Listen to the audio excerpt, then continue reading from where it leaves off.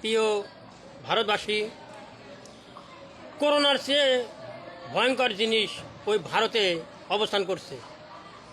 কারণ এই 2026-এ এই করোনার ভয়ঙ্কর রূপ নিয়ে আসছে ওই ভারতের এখন বর্তমান যারা সরকার।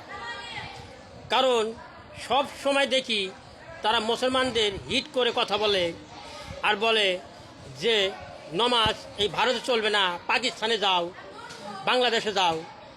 এর হলো করোনার চেয়ে ভয়ঙ্কর। আর কোনো এমপি, মন্ত্রী, স্বরাষ্ট্রমন্ত্রী এদের উচিত ক্ষমতা পাইয়া কিভাবে দেশ পরিচালনা করতে হবে, কিভাবে দেশ সুন্দরভাবে চলবে সেই চিন্তা করা উচিত। কিন্তু কথায় কথায় কথায় কথায় মুসলিমের সাথে হিট দিয়ে কথা বলে।